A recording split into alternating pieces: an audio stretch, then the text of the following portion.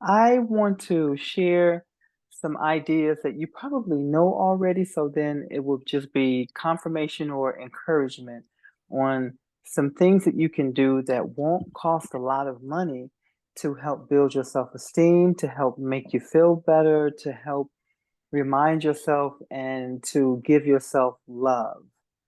One of the things is literature, reading. We know that writing is very, very helpful for our self-esteem boosting and to help us to download some of the negative and turn it into positive actually when you're doing the writing. And personally, I started writing or loving to write before I learned to love to read. Mm. Um, but reading is a self-esteem builder because one of the things that happens when we're reading is sometimes we're able to identify with the characters, or we're able to identify those characters to other people in our lives. Sometimes we're able to identify ourselves in a situation that we would rather be in, and it gives us hope. When we read and we identify because we're reading about somebody who has experienced the same struggle, it makes you feel not so alone. It helps you to understand that it has happened before or it happens. It's not only you. It inspires you to overcome situations. There is just so much reading does to help build our character. And it also helps to build our intellect because it teaches you how to write when you're reading. It Mm. teaches you vocabulary when you're reading. So anytime that you're building your understanding and your knowledge base, you it's a boost to yourself and it's a boost to your self-esteem. I want to talk about dreaming and meditating. I heard some youth not too long ago talk about how they didn't have any hope and they didn't dream. Oh, They wow. either did they either did not remember their dreams or they had bad dreams. They didn't want to dream. That's kind of sad, actually, when you think about that. They have no hopes and That's very dreams. sad. Yeah, That's very sad. That's very That means sad. they gotta be but depressed. don't our children feel that they may not even live to Absolutely. be 18 years old? Yes. Yeah, I've heard that. Yes. I've And heard that. when I was listening to the young man tell me that, and in fact it was a group conversation, I literally felt my chest knot up. It felt like there was a knot in my chest. Mine just did when you said that. And that's because we have empathy. We care and we understand. How did Aquila put that? You put yourself in that place. You're feeling it. You're experiencing a part of it with them. But Mhm. dreaming is an important part of brain function that occurs during that rapid eye movement, the REM that we hear so much about. Mhm. And dreaming can also help us problem solve and create creative solutions and challenges in our lives. Some experts actually believe that dreaming can help us prepare for future events, right? Mhm. And improve Oh, our yes. well being.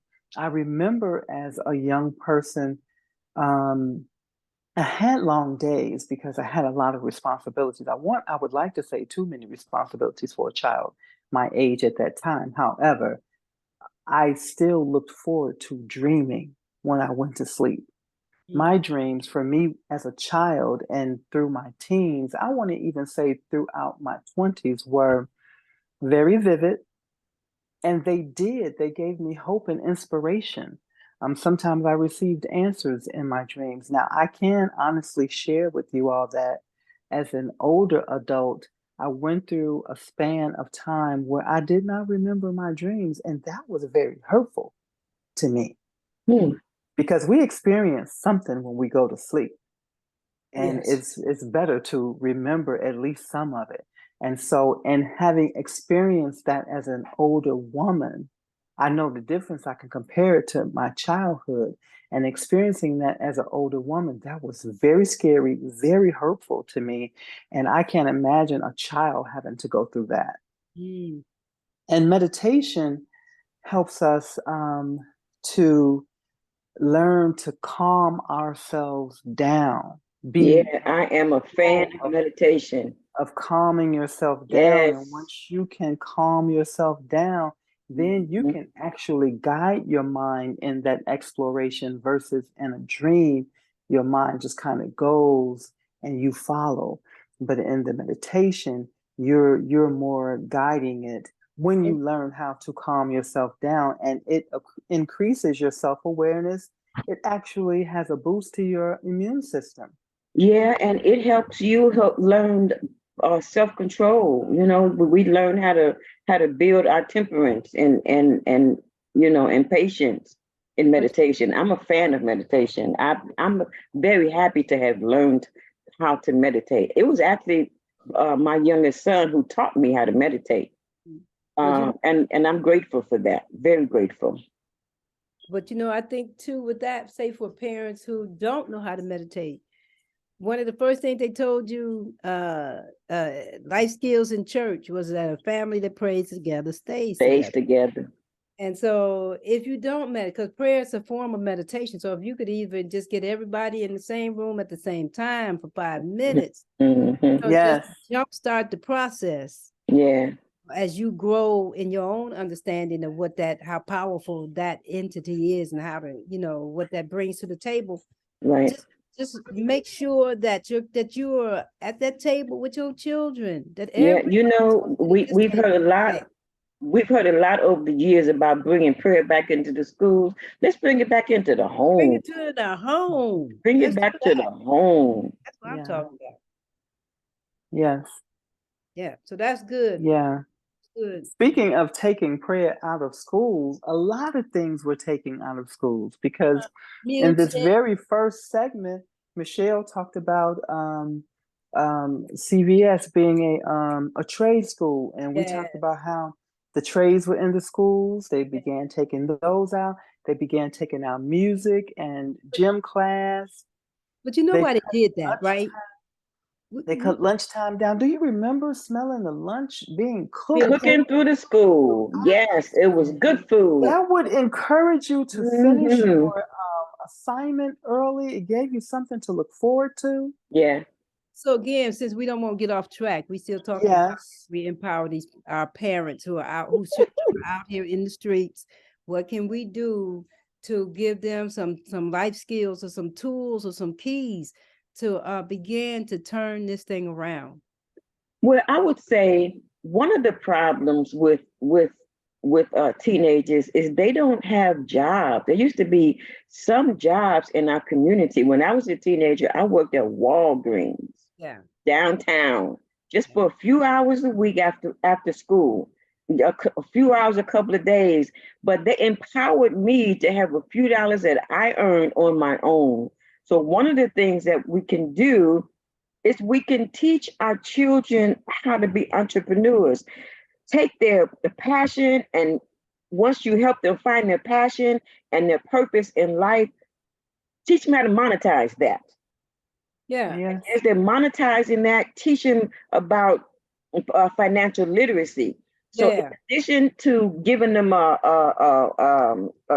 chore and paying them and paying what do you call it? Doggone it. Allowance. Allowance. Allowance. Giving them an allowance. Teach them how to manage that allowance Yeah. also. And in managing that, make them save something. They give 10%, to the poor and needy, save 10%. And then, save for something big that you can really appreciate as opposed to a nickel and diamond that money where you don't see it go on snacks and on pop and all of that other stuff that they buy, the junk food. So Then I let them really see wanted us. to able to also help our children learn how to monetize their passion and their purpose once you help them find it. I know a woman who has a teenage daughter, and she's good at social media and getting folks to follow her posts. So her mother allows her to have 15 clients a month where she posts for them every week, and she draws people into their Facebook pages and Instagram pages and their websites, and they pay her for that I because need her number. well, because she's a student, she can only have 15. I'll find out if she has any openings. But my point is, she's got 15 small businesses a month where she posts for them, however regularly she agrees to post for them, and draws people into her business. So she was able to monetize her ability to use social media. And But her plan is to go to college for marketing. Imagine, who is the young person that started gathering those kids that stormed downtown? Who is that young person that started that thing of gathering them on Twitter? He mm, or she is a genius in marketing. yeah, yeah. And see, man, I lost my point, y'all. I'm sorry. Trying to Well, get again, if we remind our teens that there's so many different levels of skills. yeah. You know, I come from a family where my father used to say, if you have a skill that you can do with your hands, nobody can ever take that away from you. Yeah. So they might be able to stop you from going to schools and things of that nature, but Yep. learn a skill that you can do with your hands. Yeah. And so, again, these are conversations that we're no longer having in Right. our households. Mm-hmm. You know, I mean, times have changed. You know, I could collect bottles, Mm-hmm. Mhm. Can't do that, not here. you know, that's But- not something we can do, but let's look at the things that are available Right. for our teens. Right. And then let's keep it really real right about right now, is that there are plenty of jobs out here too. And is that what we have to do is change the mindset and the perceptions of our children, because the majority of our children don't want to work. They do not have good communication skills, networking skills, all the things that they need to hold down the job. And I think one thing when we talk about letting them see things monetary wise, let them see how we pay our bills. You know, need to see how I robbed Peter to pay Paul this month, and how because all that is money management. Yeah, And that's financial literacy. that's financial literacy in Let them see how you file your taxes and gather the things that you need to file your taxes. They need to see all of that.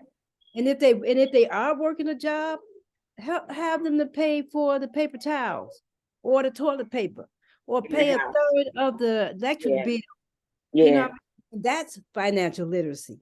I And that's remember when I worked as a teenager, my mother required that I pay something into the house. my mama took the check. Called it rent. Wanted I you to made have- $128 a week for a couple of years, and she made me pay her $50 a month. I mean a week of my earnings. And so, yeah, I understood what the money is for. And the other thing that she did is, when I was a freshman in high school, she enrolled me in the YMCA, where I was enrolled in junior achievement.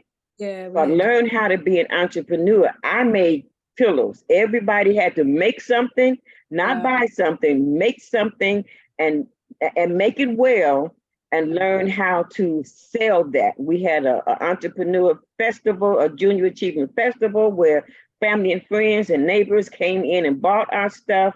We had to have a marketing plan. I do remember that. And since then, I've been trying to sell everything. I've sold everything since then. That is so awesome. I remember junior achievement too. And it was just awesome to be able to think in those terms of making things for yourself and selling it, because we didn't see that in the home. You know what I mean? Yeah. That was not going on for us. You didn't see it in the schools. Yeah. So for junior achievement, that we sold 7-Up lamps, took the 7-Up cans. Mm. Oh, you lights, made a lamp out of a 7-Up can? and all this stuff. That makes Right, something you know. easier. I made a pillow. I had a lot of pillows, and I made them well, and I sold those suckers. And I think if we don't have a junior achievement today, but you could have a junior achievement in your home. Like say Sure. for my all of my grandchildren, what is your passion? And that's what we played into. Like I Yeah. had one that was an artist. And so you find ways to get her to hone in on her skill as an artist. And now with technology, she can go online and she is And sell her work. Right. Yeah. I got another one that is the ghetto Martha Stewart up in here. She likes to cook. So I make sure that I get her certain things that she needs so that she can bake and she take it, go feed. But that's how we should nurture their passions. Yeah. You know, a lot of stuff, doing stuff like this, that they're not gonna want to be out in the street. They're gonna be I'll buy some of her meals because I'm, you know, I don't have children anymore. I don't have a husband anymore, so I don't have to cook. I only have to cook for myself, and I prefer not to. Okay. So eat a bowl of cereal or a peanut butter sandwich. But so I'll buy her meals. Nancy, can I get an ice cream? I need somebody to feed me. Okay.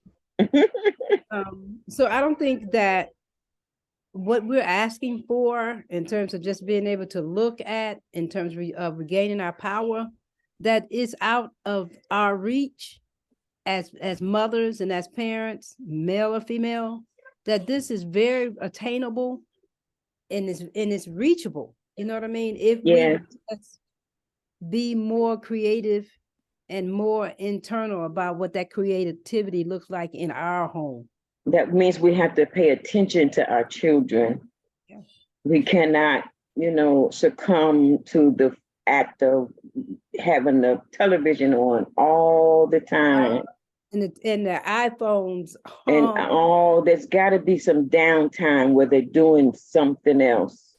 And there has to be downtime for the parent. We have to replenish. Parents have to replenish so that they can reassess. Reassess has to go on often, sometimes daily, sometimes several times a day, and certainly, most certainly monthly.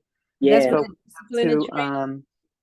we have to let go of negative energy, the tired energy. We have to replenish whatever that looks like. A long walk, a long meditation, a long talk. Sweat it out, get it out. What does that look like? And all the Whatever things that we like. said for our teens, like April said, those are things we have to do with ourselves. We can't forget about networking. Yeah. We can't forget about our village. You know, we need support. Yes. You know, we forget that, you know, that we need somebody to talk to. Yeah. You know, we might not talk often, but we talk fulfilling. You know, we're talking life to each other. Yeah. You know, we rest and lean into each other. And that's some of the things we want to model for our youth, you know, so they know that they can have a circle and a network. Yeah. You know, because you can't feel like, you know, you're out here alone. Right. Because if that feeling settles in with anyone at any age, it can really be detrimental as in destructive, tearing down. It began to tear down walls. It'll begin to tear down securities. It'll begin to just tear down. And yes, you can rebuild and build back up. That happens all the time. However, if we can prevent that from happening, especially as parents, then we can be more available for our children because it's certainly happening to them as well. Ubuntu. I am because we are. That's yeah, what we have to yeah. Aye. Yeah. Well, when I think about those kids, a lot of them, they do use social media, but a lot of Gen Z and millennial and X, whoever they are, the young people between the age of 10 and say 25 or 30, they use social media as a means of business.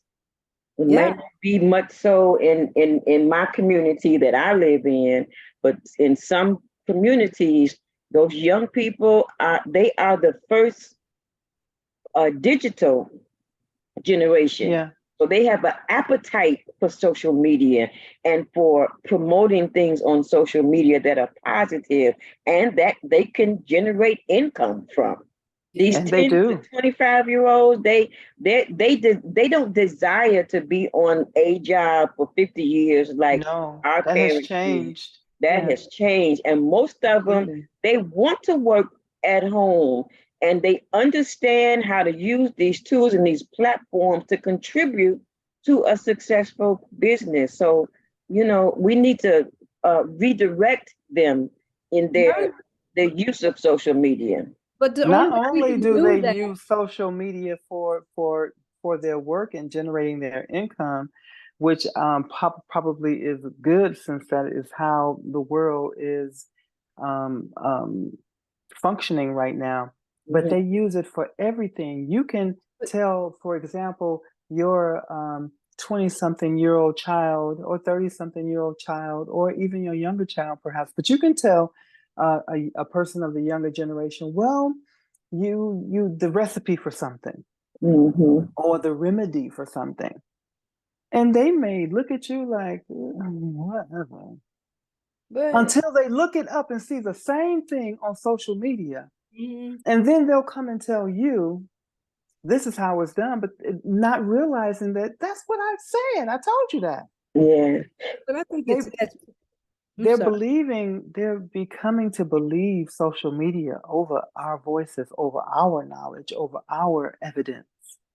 Yeah, but that's, I think on social media has only locked that down, but that is a fiber that runs through the whole institution of the system, that kind of mindset. But I think that for parents, we should have this be networking the same way that they are, that our children Yes. Woo! Say that. should be, let's just like, and creating these kind of platforms that we're on right now. And we should be working inside of our communities, just like this right here. And so we make sure that Johnny, Mary, Joe, and Susie over here are all in the bed at the same time. Yeah. If we're talking about finding solutions, because we can talk all night, y'all. Mhm. But what seriously, the real simple kind of solutions is to take what they're doing and we do it. They only have an upper hand on us because we don't understand the platform, or we don't use the platform in the sense that they use it. And Yes. we That's a need great to point. do that. So parents in your neighborhood, if you know Mary is next door to you and Suzanne and somebody's over here, y'all should be exchanging networks and get on the line and talk about it to each other. In the school where your child plays with my daughter, I need to know who you are. So let me call you up. Let's get on a 4-way video chat here, and let's see how we can begin to regain our Yes. power. Regain Yes. our power. Yes. And Yes. and my last thought is this. Um, our children are afraid to fail, and they don't need to be afraid to fail. They need to be able to appreciate failure and to talk about failure and what they learn from having failed in doing anything. Because what that does is that builds grit in our kids, and that grit that builds perseverance. But if they just fail and don't have a discussion, they don't know what they learned from it. My father, he was not always around, but when he was around, he would always ask me when I failed at doing something or felt bad about a situation. He would always ask the most irritating question. It was irritating to me at the time. What did you learn, baby girl? All the And time. so as I explained to him what I learned and dug into what happened and the thing that caused the failure, I learned how it helped build my grit and it helped me learn how to persevere. So if my father did nothing else for me, he taught me how to examine my failures and redirect them, create new goals, and persevere. And that is grit. That itself Grit is the development of passion and perseverance. So you have the That's passion. actually, I'm Mhm. sorry, that's so awesome. That is so awesome. I'm listening to you say that because it's awesome and because that's something that parents should do and it's something that parents can take and do now. Because what I heard as a child, when I failed at something, I didn't get that lesson Yeah. on how, what did you learn, and What did this you is learn? and how to redirect and how to reset your goals. Mhm. The only thing I heard was you better learn something. If you don't learn from your failure, then you're going to do it again. So I got a speech and a tongue lashing Mhm. from failure. And what that taught me was that I didn't have time to fail. Mm. So if you feel like you don't have time to fail and you don't have room to fail, then that sends you into a frenzy. That's an anxiety builder. Failure You can see, actually be a good thing.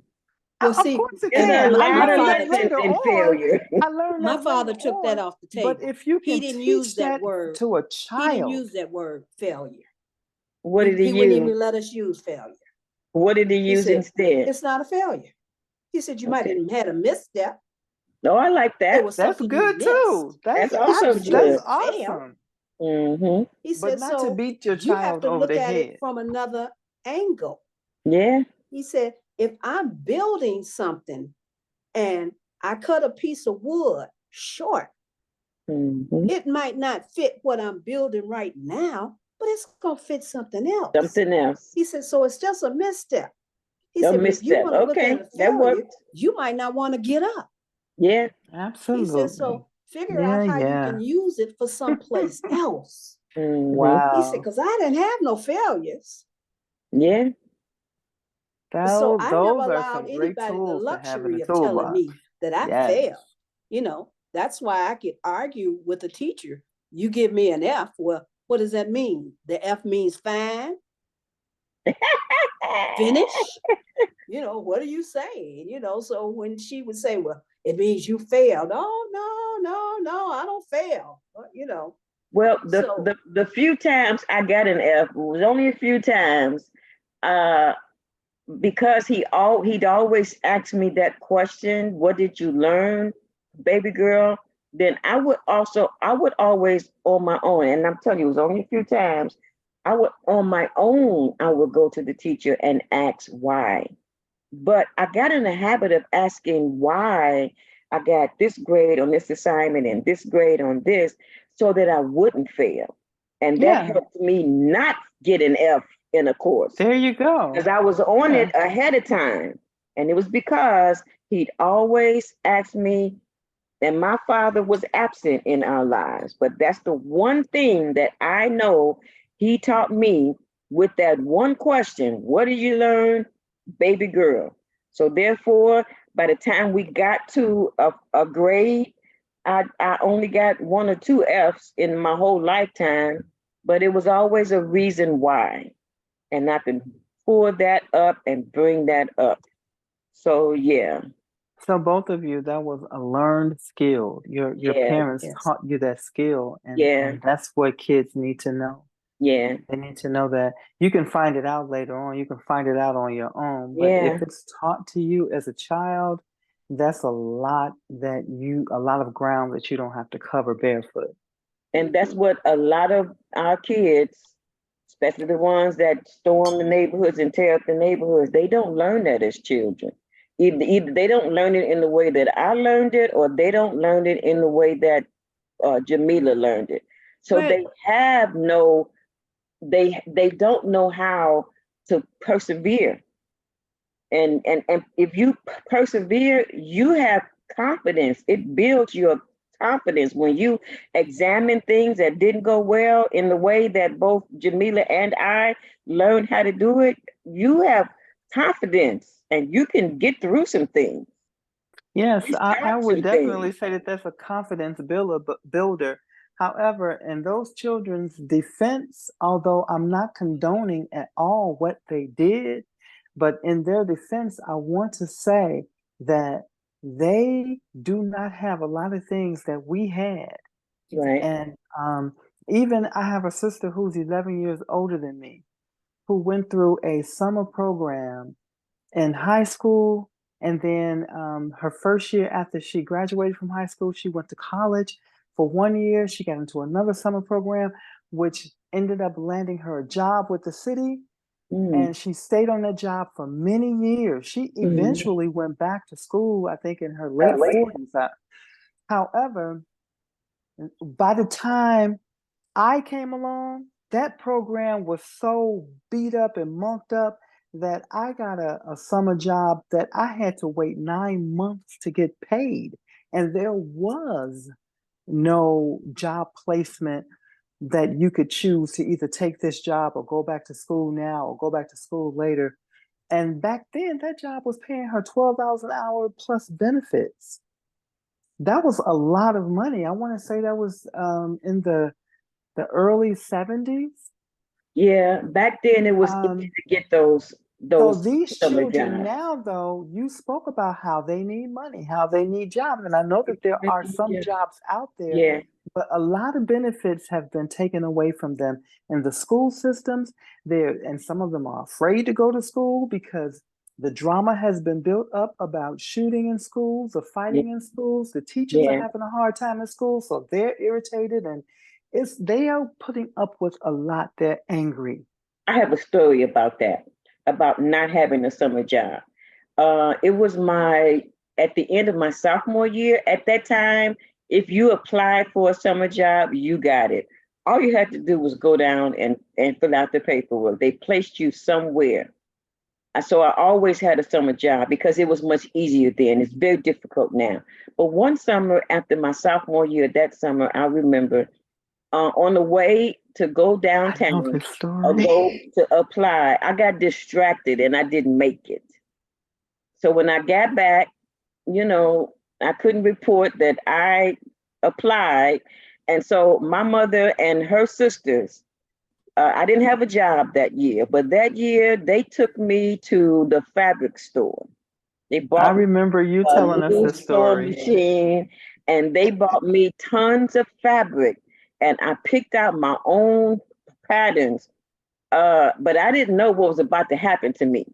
But what happened to me is because I did not make it to apply for this summer job, my mother set up a sewing area in the basement and I had to sew from 9 to 4, Monday through Friday. And then she put a little cabinet next to my workspace and filled it up with snacks and candies. So I had to sell snacks to the neighborhood kids and I had to sew every day. Man, I was like, who would do this to their child? I was so hurt and so upset because I had to sit there and do that in that basement. But I tell you what, at the end of the summer, I had some cash. But let me say this, you all having and wait a minute, and I went to school that in my junior year, I was sharp. I had a skirt, matching pants, jacket, blouse. I made some stuff. So I went to school sharp, so sharp that my little sister Linda used to sneak and wear my clothes, walk around CBS. My friends was like, I thought I saw you on the other side of the building. And then she would run home and get there before I did to take off my clothes. But I mean, that was a valuable skill that she taught me. Yeah. And yeah, I cried over that sewing machine many days, the first part of the summer. But I went to school sharp that year in my junior year, and I had some cash in my pocket. And not only that, once I became an adult, I was able to use that skill of sewing to both make things for my family that they needed and to make extra money. So that was a valuable lesson, valuable skills, painful. And it took a lot of discipline. I had to have the structure that Jamila talks about all the time, but I mean, it worked for me. But let me say this And though. structure is different now. Things are different today. There is After School Matters. They got all these programs and having these two twins that are almost 17 who's in high school. They offering these kids a lot of incentives, y'all, jobs for the summer and blah, blah, blah. Our kids do not want to work. So now it's not that That's the some. jobs are That's some. That's some. That's Mm. not the majority. No, it's not. That is not the majority, but the jobs are there. The Well, things that I didn't want to many work. kids So suffer same from, thing. The I jobs mean, were there. they don't know And that how was to what, socialize. 1974? The jobs were there and I didn't want to work. But Yeah. you know, But what our kids lack of, they're lacking is being able to network with each other. They do not even in the classroom like to work in groups with each other. So working on jobs for them is a difficult piece because it requires them to have to interact, and they cannot interact outside of using their cell phones and social media. They can call you and text you for days and we can have a good time. But when it comes to that one-on-one personal kind of interaction, that is a very difficult piece for our kids today. So in again looking at solutions and possibilities, what does that look like with your child? What does that look like? And so that you can try to be mindful of trying to circumvent that, you know what I mean? But we got our kids, it's not our kids' fault. Our kids have been sired by young mothers, young fathers who came totally ill prepared for fatherhood and motherhood, and they have to learn in the job training, in the field training. We again, but we had to do the same thing. Nobody taught me how to be a parent. no, but nobody, my mama didn't teach me, but my mother was an example for me. She didn't sit down and Well, say, yeah, "Okay, yeah, I agree with that. but I watched her because I Yeah, had no model to watch but her yeah, outside of Miss Shirley, Miss Dean, okay. Miss Ruby, and all the ones who lived in the projects with us. You know, you Yeah, watched, you learned. So you had models. We had yeah, models. I agree with that. And so when technology ushered in and we decided we need to come up out of these homes and we started going into the businesses and stuff, we didn't leave intact what was necessary in our homes. Okay, I agree with that. And that That- leads us that- to another driving question to help find solutions for. What's the question? How do we help our children navigate and life outside of social media? That's a good question. That's going to take me We some. can't live. No, it's not to live outside of social media. How do we make it work for the good of what we're doing? Because social media is here. We Yeah, it's can't, not none of going us anywhere. It take a ain't going phone, nowhere. take a phone from me and I'm lost. I can't even tell you money. I'm not saying take it from them. That's not what I said. I said live outside of it. How do you live?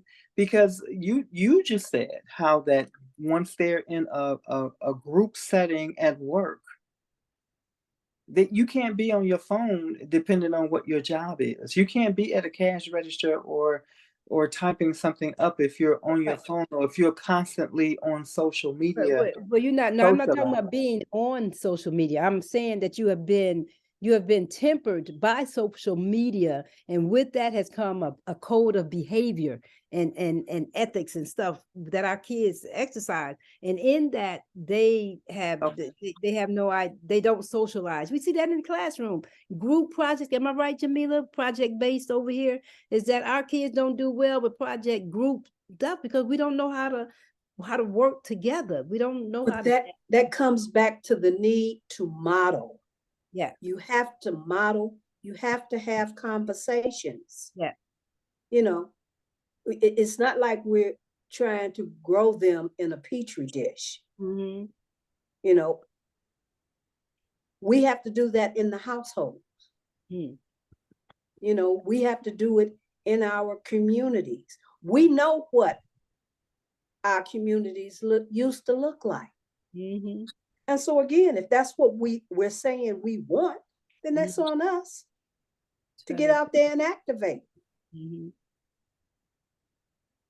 You know,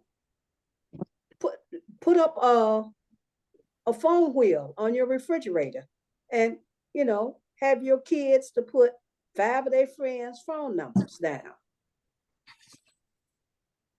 So if they're out, you at least know 5 people to contact if your child is not home at the set time. Yeah. Oh, that's a good But idea. for a lot of us, we can't do that because we don't know who their friends are. Yeah, And we definitely don't know no phone numbers. April brought that up where she said that she made sure she found out who the young boys were that her boys got along with, and she got their parents' contact Exactly. information. And so That's those the are same things I we thing. not have to only go got back their and do. contact information, I went to their homes. We Yeah, had dinner together a couple of times. I Yeah. took them gifts because they often how we worked things out was once I met them, then when they picked their children up, because they had several adults in their homes. So somebody was always available. It was usually the same person, a grandmother or a mother, and mhm, they would pick the children up, and then I would pick my children up from their homes. So I took them gifts, and I also had dinner at their homes a couple of times and had conversations. Yeah. And I got to know them a little bit. I didn't know them very, very well. And that still doesn't mean that, some of those people, people that you engage with like that are completely safe. But I Right. did the best that I could to try to make sure that they were in a safe environment because they would be in those homes for at least an hour or two. yeah, But see, we grew up, we were attached to families, to siblings. You know, I was, people in the neighborhood knew my big brothers. So they might not knew my name, but they said, "Oh, you little man's little sister." yeah, You know, That's how with I all grew the up too, but my neighborhood children nicknames. didn't grow up like that. You Bubbo's cousin. yeah. So you Bobo. knew who they were connected to. You know, I'll tell you my little story. I was in the Bahamas, minding my own business on one of the little trotro buses, and all of a sudden I hear somebody say, "Oh, Mama Jamila."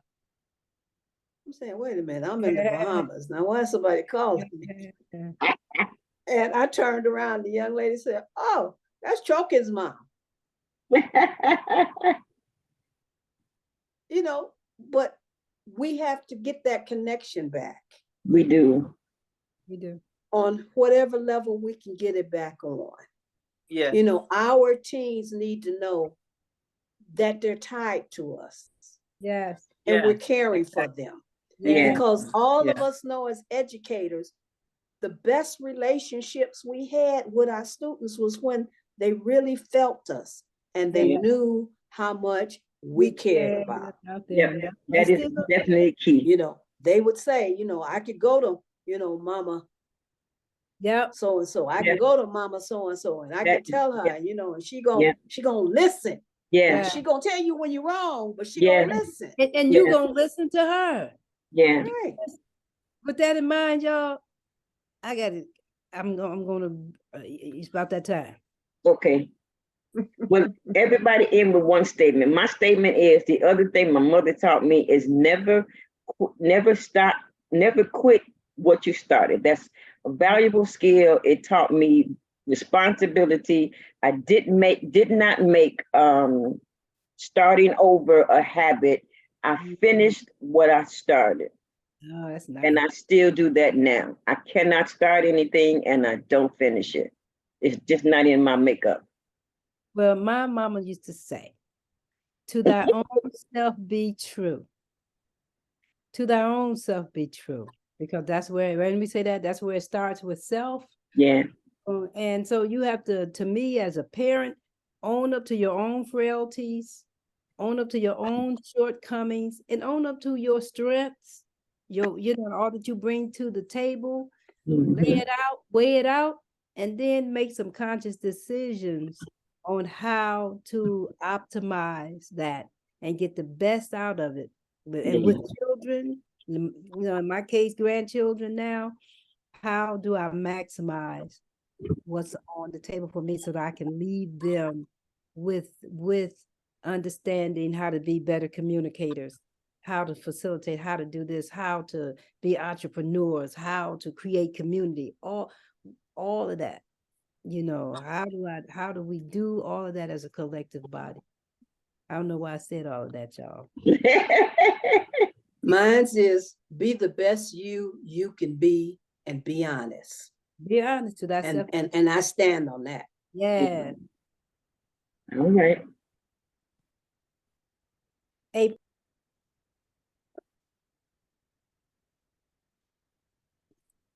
Learn. I had to learn to be a self-motivator.